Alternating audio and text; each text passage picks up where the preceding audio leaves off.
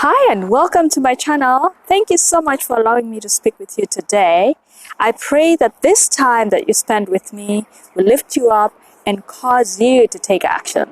So today I want to talk to you about two obstacles, just two, that will stop you from going in the right direction.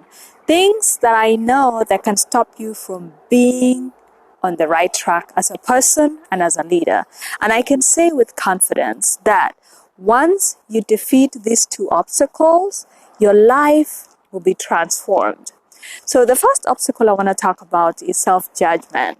So let's say that you're in a basketball court. You are doing free throw shoots and you miss. What's your first thought? Do you say, oh my goodness, I'm really bad at this? I have short hands, or I'm really small, this is not my thing, it's not in my nature. Do you always find something wrong with yourself when things don't go right?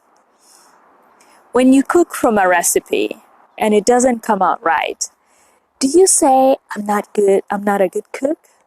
Do you use the language of permanency about yourself?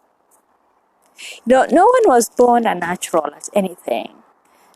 Some people might be born with some advantages, but without continuous practice, those advantages are phased out. So think of yourself as a seed. When you plant a seed, you don't criticize it, do you? For being small or for not having roots or a stem. But when the seed sprouts from the ground and you see the buds, do you criticize it for not being a bush yet? No, you don't, right? No, the seed is exactly what it needs to be. So instead of saying, I'm not a good speaker, say, I'm working on being the best speaker. Instead of saying, I'm not good in doing business, say, it will take time and effort. Soon, I'll be on track making money. See how easy that is? So instead of saying, I am not good at relationships, you can say, plan A didn't work, but thank goodness, there are 25 more letters in the alphabet. I will succeed if I put more effort and find a better strategy. Now, the second obstacle I want to talk about is comparing yourself with others. I don't know anyone of significant success who's gotten there by constant comparison with others. Michael Phelps, one of the greatest Olympians, who won 8 gold medals, was asked how he succeeds. And he said, I stay in my lane, always worried about what I need to do. So if you closely monitor what others are doing and how you're being viewed by others, it distracts you from what you need to do to produce. So I'd say work like a racehorse. They take blinders. They put it on the side of their eye. Those blinders, they help them to keep focused so they are not distracted because they have peripheral vision. Just look ahead. Approach your family, your life, your work, like you're in a horse race with blinders, only looking forward. Don't look sideways or look back because your eyes are going to be taken off you from the goal. Think about it this way. When you're driving a vehicle, it only takes 2 seconds for you to take your eyes off the wheel and you're in an accident. Only 2 seconds. So same for our goals, for our journey. You increase your chances of failing if you start seeing someone else in social media with the right pictures. You think to yourself, oh my God, I am so behind. You're distracted. Hata unaanza kujihurumia. You get into a panic mode. You begin changing your strategy to match and to look like them, forgetting that if you become like them, you're erasing your competitive edge. You are created different. And if God wanted you to be like them, you would be them. A flower does not compete with a flower next to it. It just blooms. So I say the same to you. Bloom, bloom, bloom, wherever you are. Live in your own skin. Where your budget is exactly where you should be. Dress your budget, eat your budget.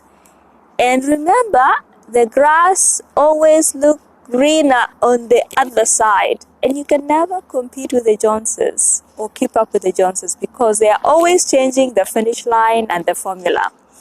I used to listen to a radio program called Prairie Home Companion.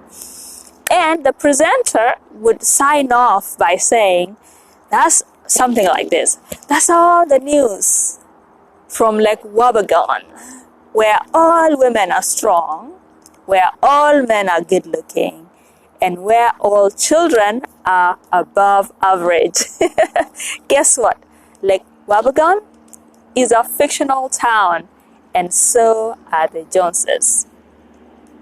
It's in your uniqueness that causes you to stand out. So be yourself, and you'll be embraced. If you're quiet, appreciate that God made you that way. If you're loud, God made you that way. Whatever your style is part of the way God has packaged you for your calling. There is no comparison between the sun and the moon. They shine when it's their time. So don't neutralize your uniqueness to try and fit in. People who think they're too nosy, it means you have plenty of curiosity. You just need to refine it a little bit. And your questioning technique, you have love of information. And if you use it, it's going to take you places. Just package it well. God gives us gifts raw. It's our job to refine and package them well. Find your place of shine. During the day, the stars are still there, yet we don't see them. Why? Because the sky is so bright. Once the sky is fully dark, we begin to see the stars. The noisy room, in a noisy room, it's hard to hear a dripping tap. When everything else is quiet, that's when you hear drip, drip, drip. It's not that the drip got any louder. It's easier now to hear something very soft in a silent background. So your environment and your people, you need to find them. And then shine, speak, and be in that place. And don't compare yourself. Don't judge yourself. Be kind to yourself. And then just be you. That's all the time that I have today. Please subscribe to my YouTube channel. I'm putting the link below.